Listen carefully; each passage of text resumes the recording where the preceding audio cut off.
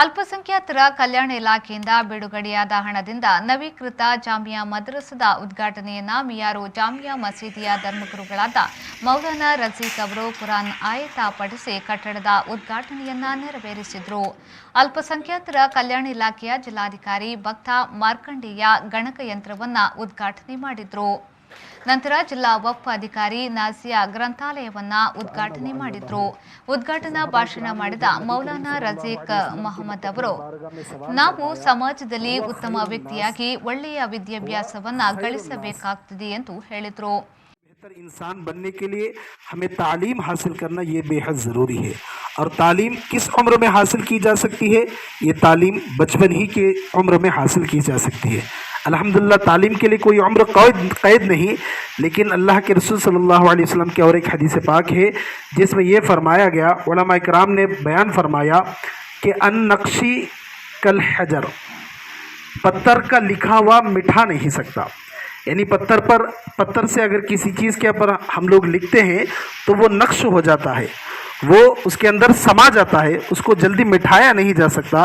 इसी तरीके से बचपने की जो उम्र है इसमें अगर कोई चीज़ सिखा दी जाए तो बताते हैं कि जन्म की आदत जनाजे तक भी बाकी रहती है। तो लिहाजा बचपने में जो बच्चों को सिखाया जाता है ये अल्हम्दुलिल्लाह ये उनके आखिरी लम्हे तक भी ये काम आती है।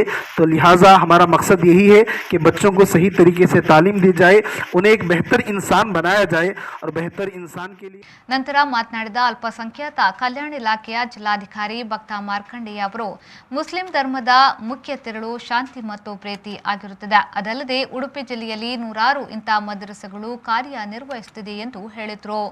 ಮಸೀದಿ ಬಗ್ಗೆ ಆಗಲಿ ಇಸ್ಲಾಂ ಧರ್ಮದಾಗ ಹೇಳಿದ ಒಂದು ಮುಖ್ಯ ಉದ್ದೇಶ ಅಂದ್ರೆ ಏನು, ಎಲ್ರಿಗೂ ಪ್ರೀತಿಯಿಂದ ಕಾಣ್ಬೇಕಂತೇಳಿ.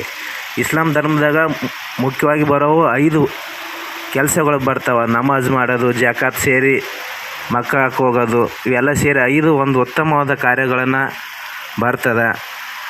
ಇಂಥ ಕಾರ್ಯಕ್ರಮವನ್ನು ಹಿಂಗೆ ಮುಂದುವರಿಸಲಿ. ಈ ಧರ್ಮದ ತಿರುಳು ಇರೋದಿಷ್ಟೇ, ಎಲ್ಲ ಮಾನವರು ಅನ್ನೋದು ಒಂದೇ.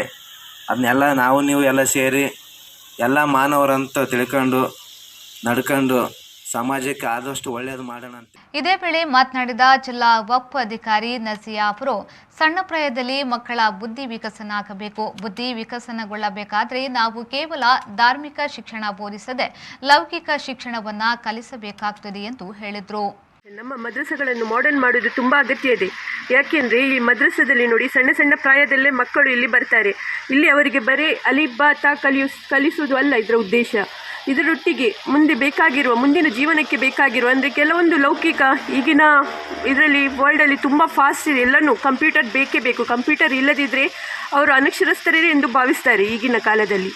ಸೊ ನಾನು ಹೇಳ್ತಾ ಇರೋದು, ಈ ಮದ್ರಸೆಗಳು ನಮ್ಮದು ಇಲ್ಲಿ ನಿಮಗೆ ಪರ್ಸ್ನಾಲಿಟಿ ಡೆವಲಪ್ಮೆಂಟೂ ಆಗಬೇಕು. ಸಣ್ಣ ಪ್ರಾಯದಲ್ಲೇ ಮಕ್ಕಳದು ಕಂಪ್ಯೂಟರ್ ಎಜುಕೇಷನ್ನು ಬೇಕು, ಪ್ಲಸ್ ನಮ್ಮದು ದೀನಿ ತಾಲೀಮ್ ಸಹ ಇಲ್ಲೇ ಕೊಡಬೇಕು. ಇಂಥ ಒಂದು ಮದ್ರಸೆಗಳನ್ನು ಮಾಡ್ತಿರುವ ನಮ್ಮದು ಮಿಯಾರ್ ಜಾಮಿಯಾ ಮಸೀದಿಯ ಕಮಿಟಿ ಸದಸ್ಯರು, ಸ್ಪೆಷಲಿ ಶಬ್ಬೀರ್ ಬಾಯ್ ಅವರ ಡೆಡಿಕೇಷನನ್ನು ನಾನು ನೋಡಿದ್ದೇನೆ.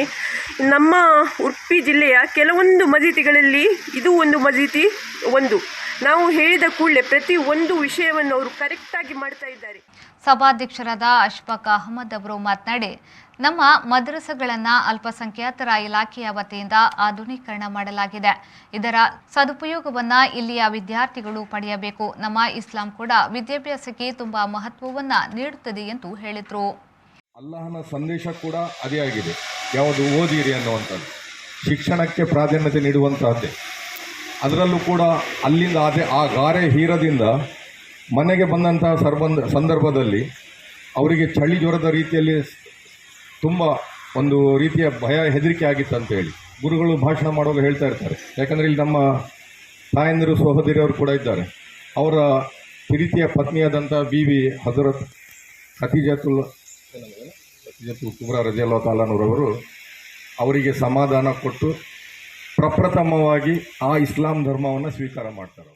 ಮಿಯಾರು ಜಾಮಿಯಾ ಮಸೀದಿ ಅಧ್ಯಕ್ಷರಾದ ಶಬೀರ್ ಪ್ರಾಸ್ತಾವಿಕ ಭಾಷಣವನ್ನ ಮಾಡಿ ಅತಿಥಿಗಳನ್ನ ಸ್ವಾಗತಿಸಿದ್ರು.